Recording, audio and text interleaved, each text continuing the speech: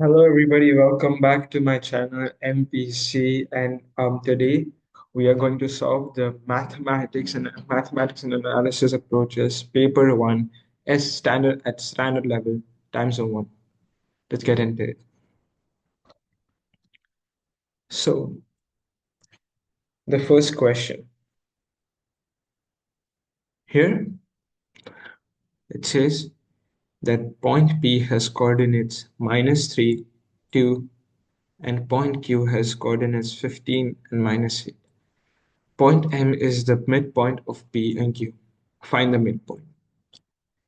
This is a pretty easy question. By taking the formula of the midpoint, so by taking the x values and the y values, let me just, of each point, and adding them together and dividing by them to by 2 will give our answer, such as the midpoint formula. So let's do that. So by adding 15 to plus -3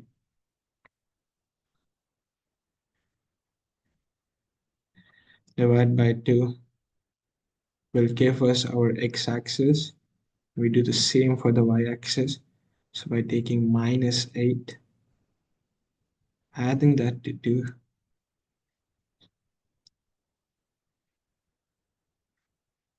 divide by 2 would give us our midpoints, such as the midpoint formula. Easy points.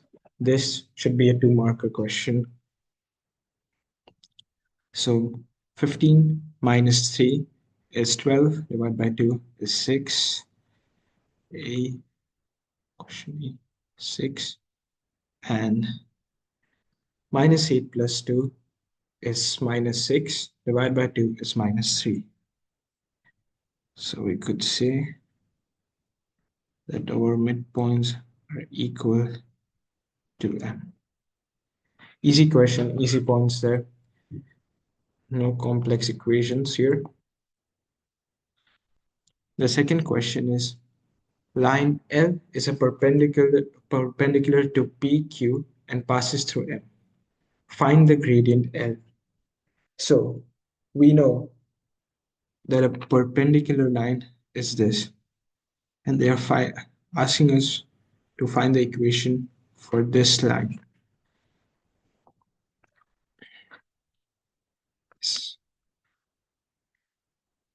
Sorry. So as we know, to find the gradient, we need to do x minus x1 minus x2 and y2 minus y1. So this is the formula for the gradient formula, y2 minus y1 divided by x2 minus x1. I think this is also given in our formula book sheet. So if you forget it, you always have your formula book sheet with you. So by taking -8 minus 2 as y-axis divided by 15 minus -3, which would result n plus, because two negatives form positive. So -10 divided by 18 is equal to, we can still simplify this equation, is equal to -2, so 5 and 9. By dividing them by 2, we can get this. And then we know that we have to take the perpendicular to the gradient of the perpendicular line. And by definition, it says that we have to switch them and the negative sign goes away because it is the opposite of it. So our final answer would be y is equal to, the gradient is equal to 9/5. That's our final answer for question B. It's question C. Hence, write down the equation of L. So now we know the gradient of L, as we just found it, was 9/5. And we know that our gradient, to find the equation, the equation formula is y1 minus y is equal to mx. So the gradient mx minus x, right? So by taking any of these 2 points, by taking the midpoints as we found in equation A, we can find the gradient, we can find the equation for this particular line. So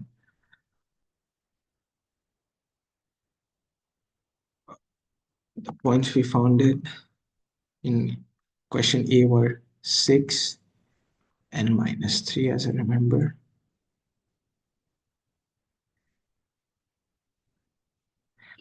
So by creating y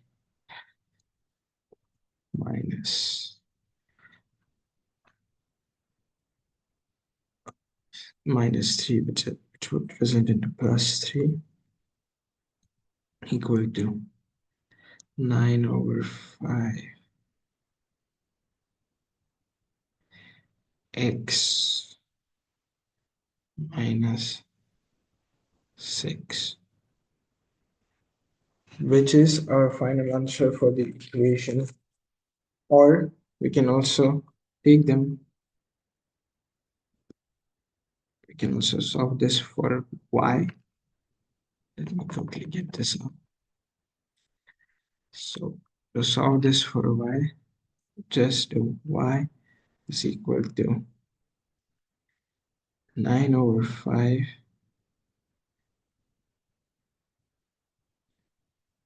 and the plus would go to your, so it's x, sorry, that out, x minus 6 minus 3, right? Which should equate to 9/5 x minus 9 times 6 would be 54 divided by 5, which would then go to 15, as we have -3 in here. 15 and 3 times 5 is 150, 150, 162. This would change to 162. This would simply change to 15,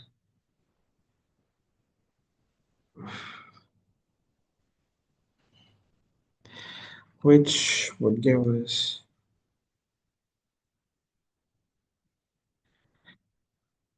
sorry, I think I made a mistake here.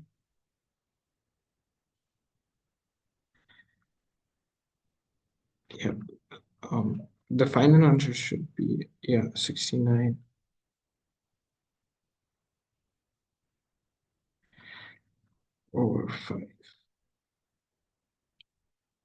Yes. I think I made a mistake somewhere as a +1. But as As soon as you write this, you would get your full marks. Sorry, you have to write this here, and you would get full marks for that as well. Moving on to the next question. Is all the drawings.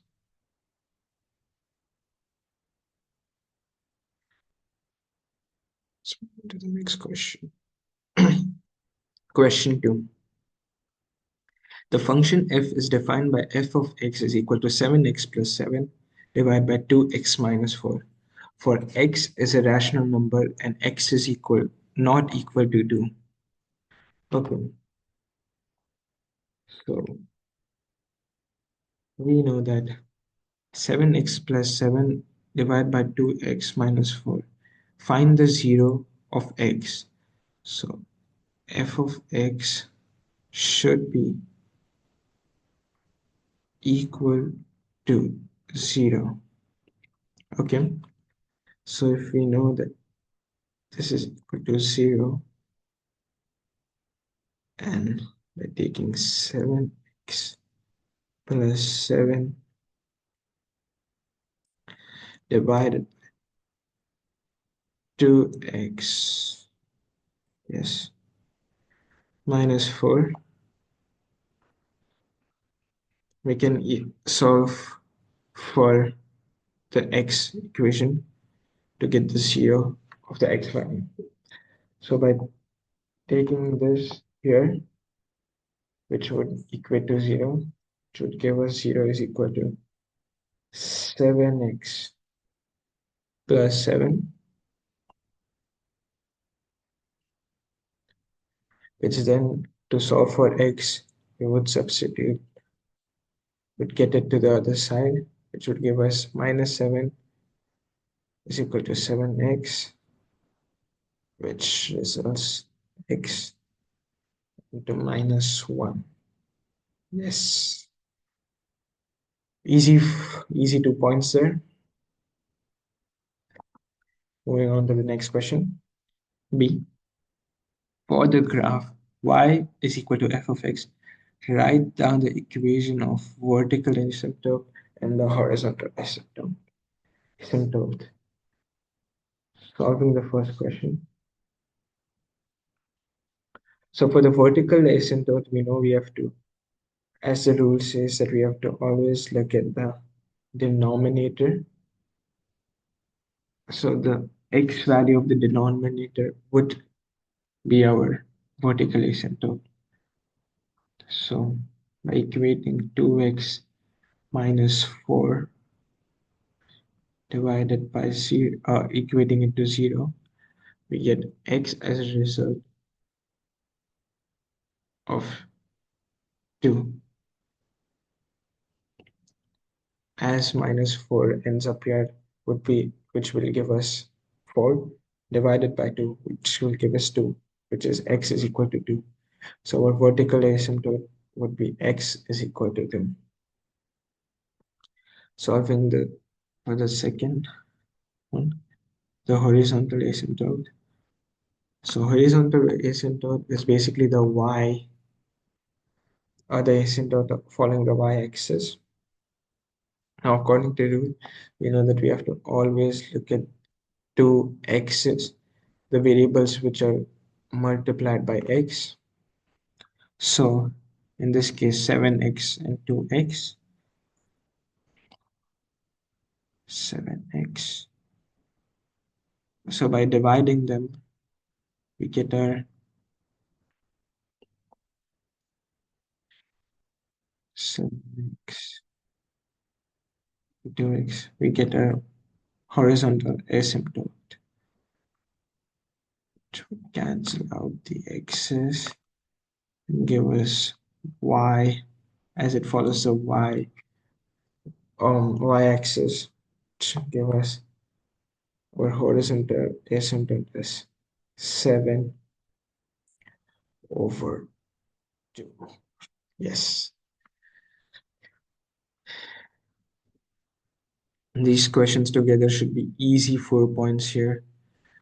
First and the second question shouldn't be or try to make no mistake in the first and second questions so that you can get a high score in paper one. And at the end, find the inverse function for 7x plus 7 divided by 2x minus 4.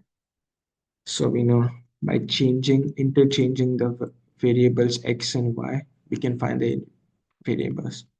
So by equating x is equal to 7y plus 7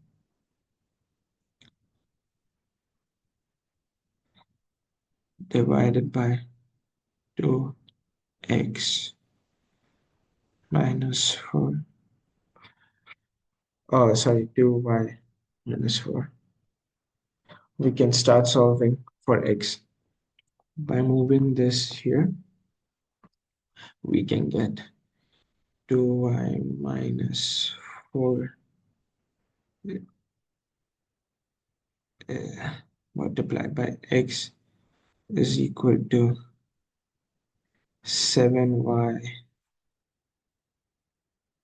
plus 7. Sorry for the handwriting. I know it's bad. By expanding the x, or by multiplying x with 2y and minus 4, we get 2yx minus 4x equals to 7y plus 7.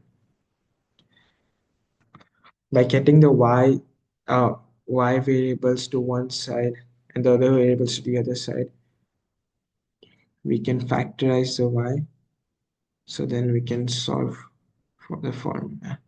We quickly erase these. So that's the way.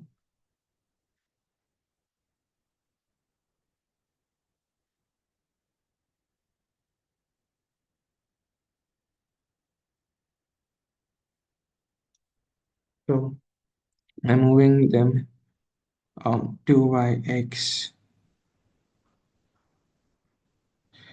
minus 7y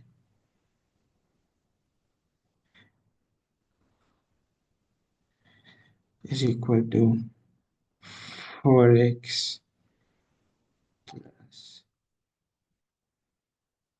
7.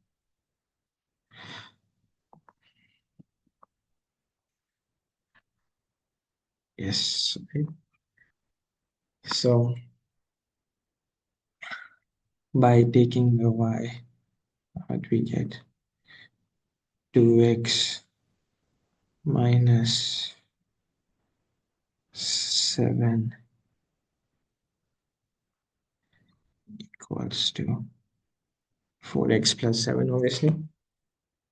And by getting this here, we can get the y, the inverse function for 7x plus 7 divided by 2x minus 4, which would be 4x plus 7 divided by 2x minus 7. This should be your final answer for C. It's easy if you just look at the question properly and solve them step by step. You wouldn't make any mistakes and get this 3 points easily. Now, moving on. Uh, Moving on. Yes. Question 4. So, this question says, show that the equation cos 2x is equal to sine x can be written in the form of 2 sine x squared plus sine x minus 1 is equal to 0. So this is an easy question. In the data booklet, we can find the double identity of cos 2x, which is one of the double identities. In this case, we would use the 1 minus 2 sine squared x.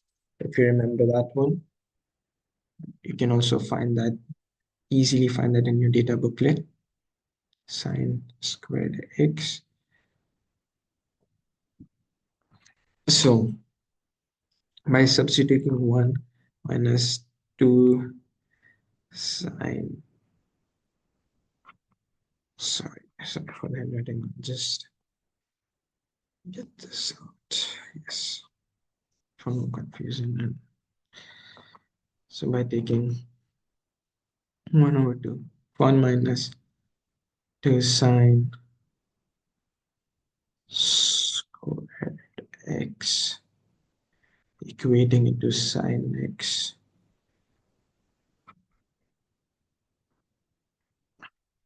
Yes. Our second step would be equating it to 0. So by taking these to the other side, or by taking the sine x here, 1 minus 2 sine square x minus sine x should give us 0. So if we rearrange this, we would get minus 2 sine squared x minus sine x plus 1, which is ultimately the same as 2 sine squared x plus sine x minus 1. So this and this are the same. You can rearrange it to this as well for your own convenience, and then write this as the and then proof is as shown. Now, hence solve cos 2x equals to sine x, where pi minus pi um, equals to 1 smaller than x equals to smaller than pi is the range. Okay, so we know that this is equal to this. So by taking 2 sine x plus sine x minus 1,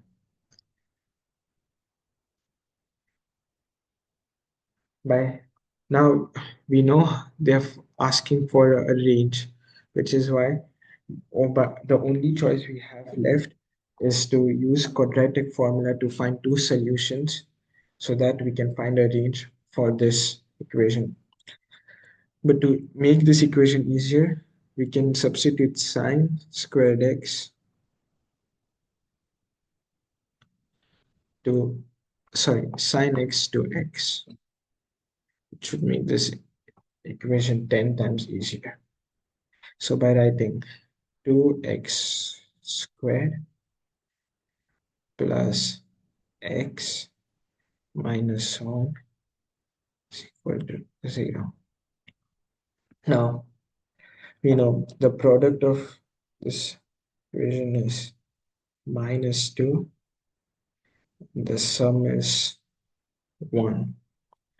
So which two numbers could result to this? 2 and 1. 2 and minus 1, sorry. So by expanding the brackets,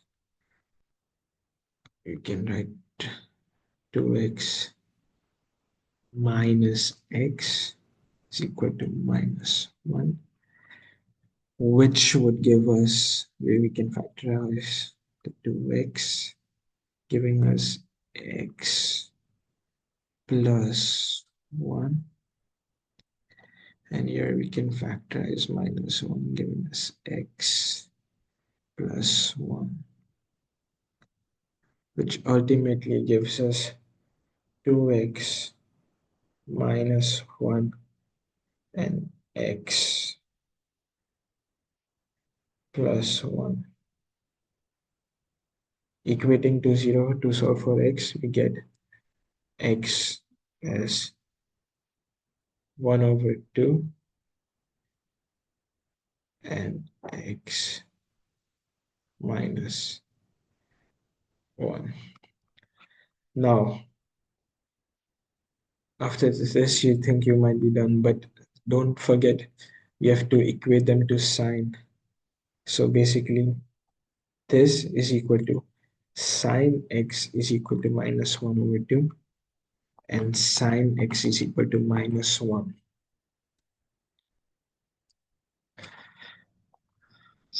Sine x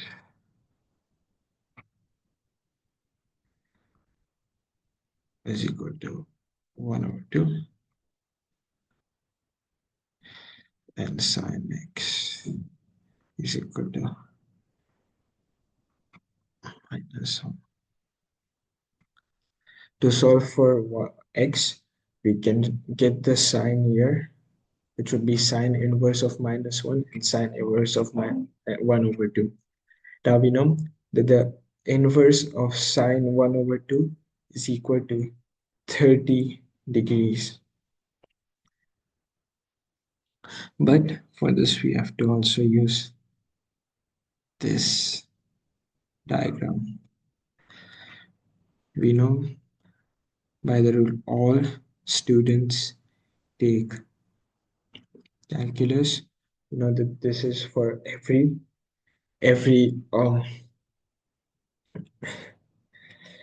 sine, tan, and cos all are positive here. Sine, this is the positive axis for sine. This is the positive axis for tan. This is the positive axis for cosine. Now we know that our sine is positive, so which would return to here and here, which are two values. So making this 0, 90, and 180. Right. Don't forget they are asking for pi, so we have to convert this to pi over 6. As we know that 30 degrees is equal to pi over 6. So we know that pi, this is pi over 6. And we know that this is 150 degrees as going from 0 to 180 and then 30 degrees back, which would be 180 minus 30. So 180 minus 30 would give us 150 degrees. And 150 degrees is obviously 5 pi over 6. And for sine inverse, inverse minus 1, we know that it's 90 degrees, and minus 1, it's a sign negative, so the negative sign is here, which gives us minus pi over 2. This is the positive x-axis for sine, this is the negative x-axis for sine, and pi over 2 is equal to 9 minus 90 degrees. This case. So ultimately, for question B, your answer should be pi over minus pi over 2, pi over 6, and 5 pi over 6. Yes, that's it. Easy points, 5 marks, easy to gain. Just look at the question, understand how it works. And don't forget, it's a hence question, so it's always related to the previous question. Don't forget to use this. Okay, moving on. Question 5. Find the range of possible values of k such that e2x plus ln k is equal to 3ex, at least one real solution. Okay, this is a very important hint. One real solution means that we need to use a quadratic form to find the range of this particular question. Now, we know that e2x is also equal to ex times ex, sorry, this looks like a minus sign, ex times ex. You get the idea what I'm saying, right? Which is again also equal to ex squared, right? Now, we know that we have to make it to a quadratic formula, and we know that e2x and 3ex don't contain any quadratic forms, which is why we have to make one. So this is the first important step you have to make. Then by taking ex to the power of 2, by recognizing this, putting the 3ex to the other side, plus ln k, and equating it to 0, we can start solving this equation. Now to make it easier, we can equate ex to t or any other variable you want. In this case, I'm not taking the x variable as there is already an x, which would make this equation only confusing, more confusing, which is why I'm taking the t to solve it. So t squared minus 3t plus ln k. Now, normally I would solve any quadratic equation with the sum and product rule, as I feel like I'm good at algebraic equations, which is why I can solve those easier and faster with that particular method. But in this case, we have an unknown variable, the ln k, which is why we have to use we are obliged to use the discriminant method, which you can also find in your data booklet if you have forgotten during the exams. No stress, it's always there. It's very, whenever you're forgetting an equation or a method, you can always go through your booklet and find a way to solve the question.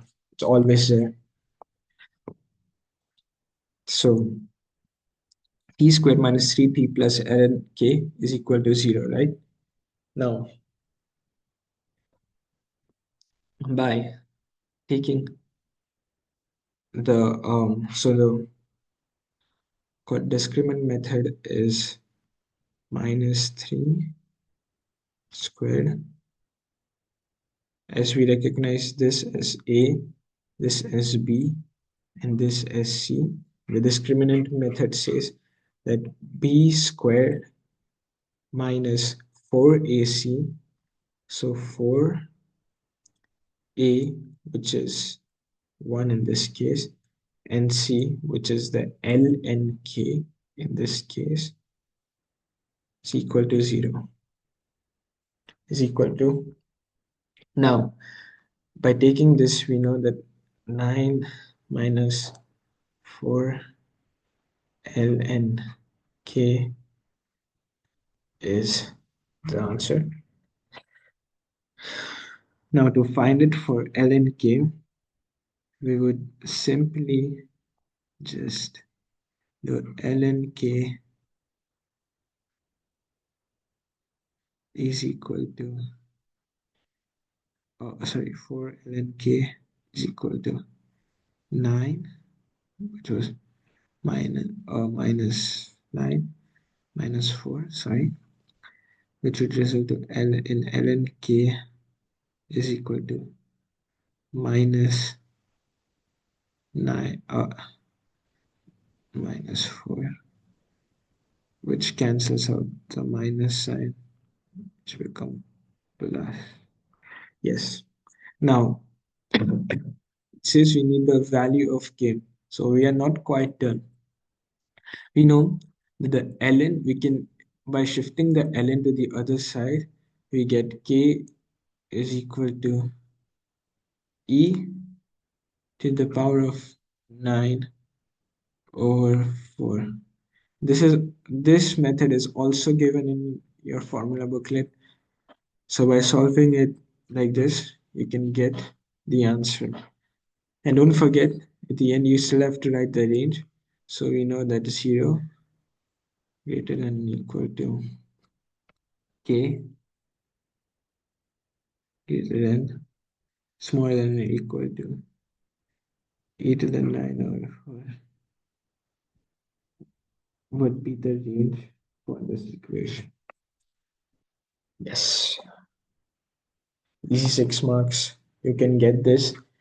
Just always just focus on the one real solution and try to solve it. You can still get follow through methods by at least get going through the sum tells somewhere. So it always has the same pattern, so don't leave it blank.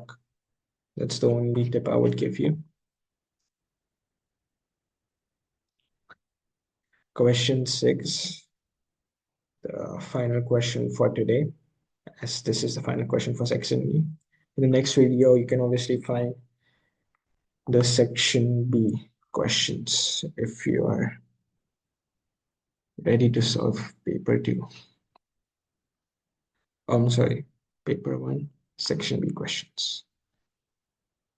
Okay, so for this question, we know the function f is defined by fx is equal to sine qx, where q is more than 0. The following diagram shows part of the graph f for 0 is smaller than or equal to x is smaller than or equal to 4m, where x is the in radians. There are x-intercepts at x is equal to 0, 2m, and 4m. Find the expression for m in terms of q. Okay, so to find q, we need the period formula. So we know that the period is equal to 2 pi over b. But in this case, obviously, 2 pi over q, as we got a q here. And we know that our period ends at 4m. This is an one entire period. So, so, so we know that 4m equal to 2 pi over q, which we have to find in terms of m. So is equal to m of 2 pi 4, which can be obviously simplified to pi over 2. Hence, we express the function in terms of we expressed the q in terms of m. Now, on the axis, now the function g is defined by g of x is equal to 3 sine 2 qx over 3 for 0 x x and 6m. So we know by this that our period is 6m. And we know by this that the amplitude, that it is 3 or minus 3, is 3 plus minus 3 would give us the amplitude. Divided by 2, we have the amplitude formula. So taking the 3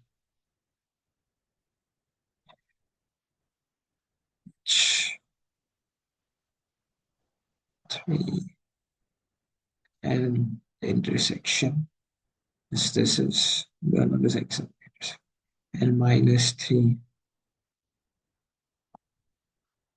this section, we should get a graph about something like this. Yes. So as you can see, I am an IB student still studying the IB, and I can solve this past paper. It's pretty simple. I'm sure you can do it as well. Just look, my advice is just look at the questions properly. Look at those clear tips that are given, like at least one real solutions or other tips that are given. It's always in the question. And if you're not sure about something, then go and take a look in your formula booklet. Take a deep breath during the exam first. Go look, take a look in your formula booklet, and you'll figure it out. That's it for today. Thank you for listening to me. If you like this video, please subscribe and stay tuned for the next videos. Subscribe to MPC. Thank you.